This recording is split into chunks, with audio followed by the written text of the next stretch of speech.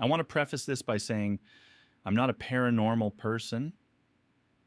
I don't believe in ghosts. I don't believe in curses. And up until 3 weeks ago, I definitely didn't believe a kid's cartoon could ruin my sleep.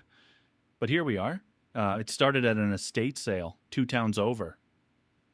An old woman had passed, no family left to claim anything, and the whole house was being emptied out for cash. I collect old VHS tapes, mostly for the nostalgia, sometimes to resell. And in a cardboard box under a folding table, I found a stack of unlabeled cartoon dubs. Cheap blanks, the kind people used to record shows off the TV in the late 90s. Except one tape was different. It had a label, handwritten in shaky marker, "Courage, do not air, pulled." I paid $2 for the whole box and didn't think about it again until that night. Most of the tapes were exactly what you'd expect. Reruns, commercials, a home movie of someone's birthday party. Then I got to the labeled one. It opened like a normal episode, same title card, same washed out farmhouse sitting in the middle of nowhere, Kansas, same nervous pink dog pacing the porch. But something was off immediately. The colors were wrong, too saturated, almost bruised. There was no music sting, no title card chime, just quiet, the kind of quiet that show never has. The episode wasn't about Muriel or Eustace at all, not at first. It opened on Courage as a puppy, before Muriel found him, before the farmhouse. He was with his real parents, 2 dogs, older, tired looking, living somewhere I didn't recognize, some kind of clinic. White tile, steel doors, fluorescent lights that buzzed on the audio track like they weren't supposed to be picked up by the mic, and every few seconds the picture would stutter, like a frame had been spliced in wrong. In those stutters, if you paused it, and I did more than once, you could see things that weren't supposed to be there.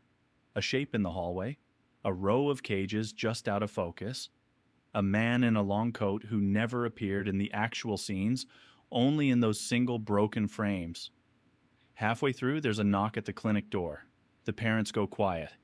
The puppy hides under a table, and a voice, not cartoonish at all, just a flat, tired human voice, says, "It's time for their tests." The screen cuts to static for almost 20 full seconds. I know because I counted. When it comes back, the puppy is alone. No parents, no explanation. Just him, sitting in an empty room, staring at the door. Then the strangest part. The scene shifts to what looks like the show's normal art style again. Full color, familiar music. Like nothing happened. Muriel's farmhouse kitchen, the yellow wallpaper, the screen door banging in the wind. Courage, fully grown now, is standing there, but instead of looking at whatever's scaring him that week, he's looking straight at the camera, straight at me. And he says, very quietly, not in his usual frightened voice, but flat, almost calm, "They never let them leave. They're still down there."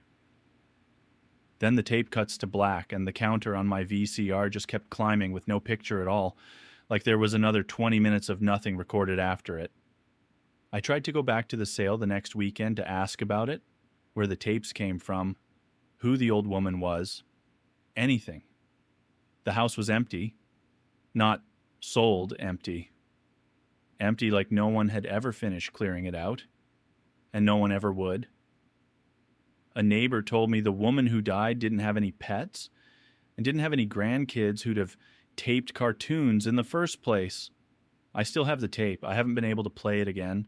It jams every time I try, like the mechanism just refuses. But sometimes, late at night, I think about that flat little voice breaking character to look right at me. They're still down there. I don't know what that means. I'm not sure I want to.